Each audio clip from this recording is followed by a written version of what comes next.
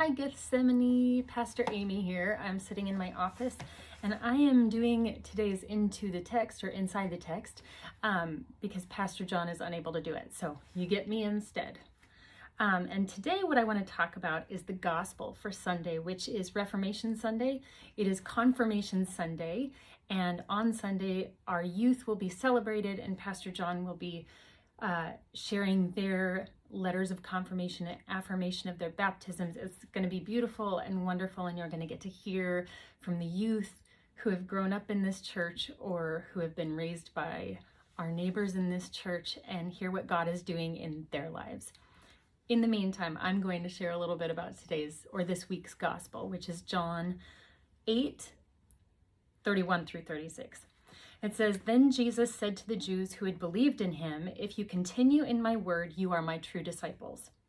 And you will know the truth, and the truth will make you free.' And they answered him, 'We are descendants of Abraham and have never been slaves to anyone. What do you mean by saying you will be made free?' Jesus answered them, 'Very truly, I tell you, everyone who commits sin is a slave to sin.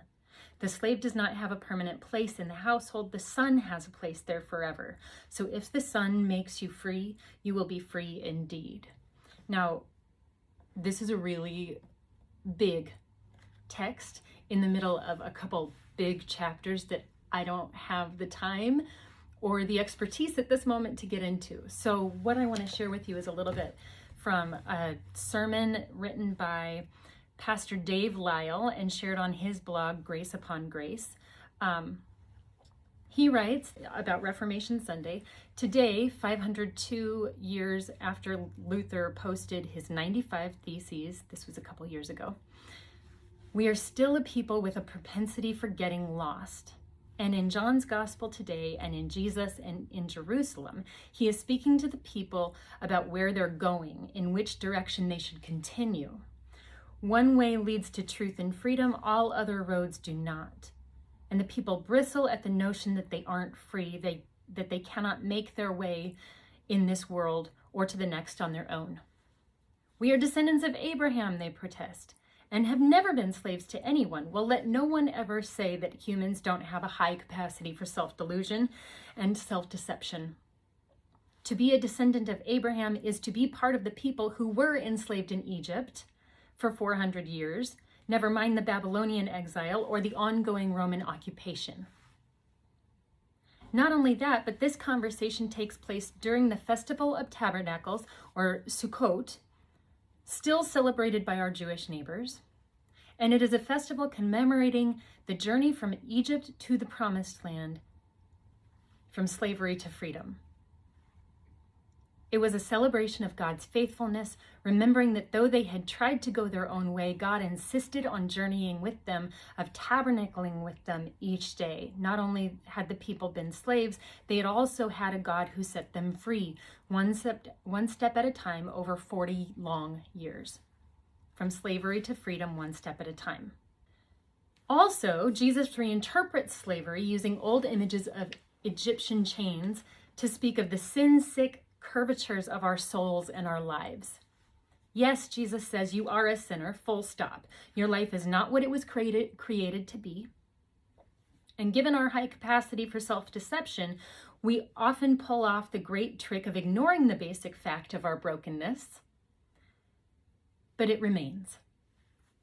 You are a sinner, shackled in sin's invisible but palpable grip, and so am I. We don't like to talk about sin a lot. I don't like to talk about sin a lot, or I like to talk about it in big, sweeping ideas about systems of oppression and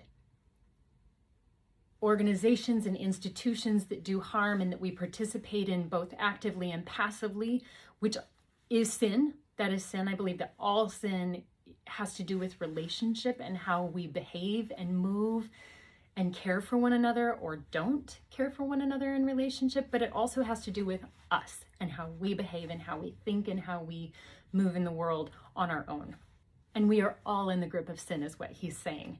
And now he quotes the poet Christian Willman, who writes, "If Christianity is going to mean anything at all for us now, then the humanity of God cannot be a half measure. He can't float over the chaos of pain and particles in which we're mired, and we can't think of him gliding among our ancestors like some shiny, sinless superhero. God came to us, came for us, taught us, got into it with us. This whole situation in John between Jesus and the Jews is a rabbinical practice, a long, storied historical practice of debating one another and pulling at the pieces and particularities and getting to the root of definitions of things. It's an argument about literal iotas, dots and marks and crossing T's and all of that to get to, well, how does this work and how can we work around it? Can we move around it, or do we have to stay right in it? And Jesus is going, that's fine and well, but how we move with each other is way more important. How we move forward toward liberation is the thing. And that happens in relationship to God. That happens in relationship to Jesus. The Son sets us free and sets us free to go and liberate others. Anyway, I'm getting off track.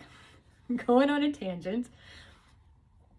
But this is the point, that to be a reforming church in our day is not to look back at where we came from, though that's important, but to move forward, taking one step, one day, one moment at a time toward liberation, from death to resurrection, always raising up, being raised up, raising up others.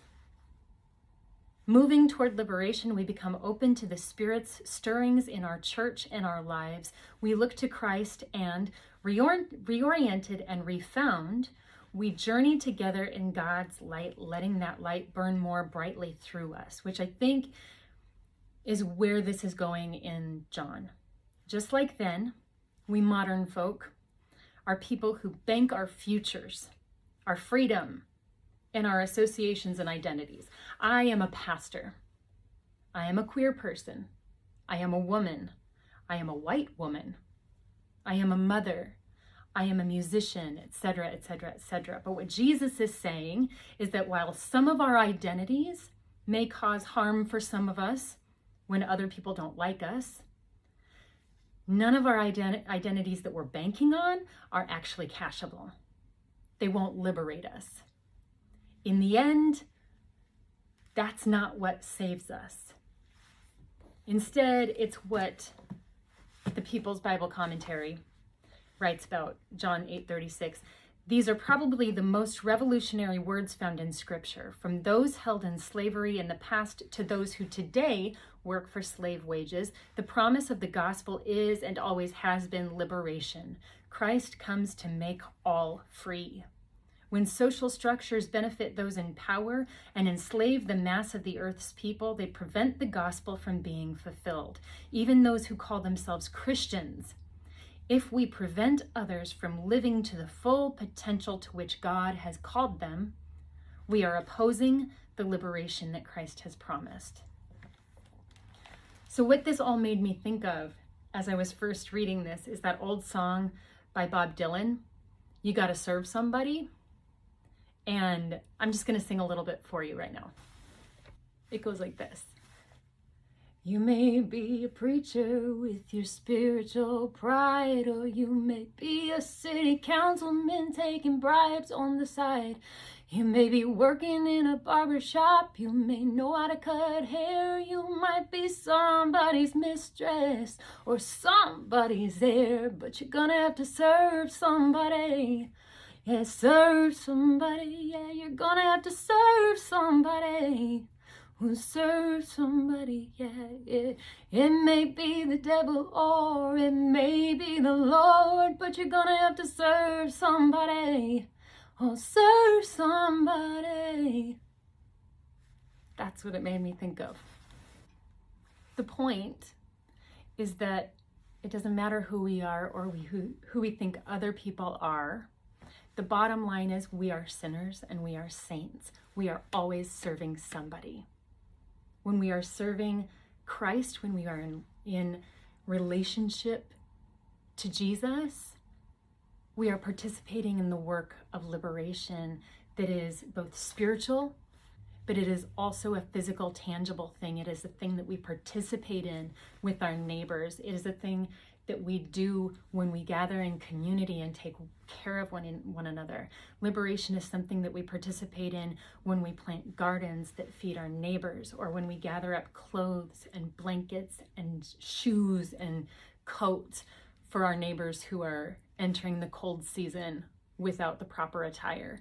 There are so many ways that we can either join in and participate in the liberation that Jesus offers and that Jesus promises.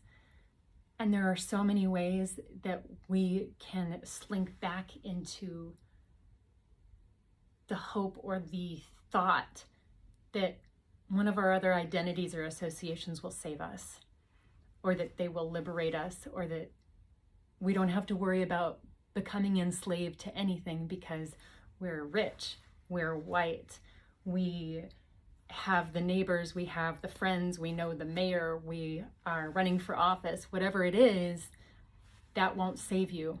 And serving that is not serving Christ. So that's a lot of words and a lot to think about. Take what serves you and what feeds you, let it nourish you, and leave what doesn't. In all things, may you be blessed richly, and may Christ, who is the Spirit of liberation, open you up and make you free from whatever it is that you need to be free from today. Peace and love and blessings to you. We will see you on Sunday.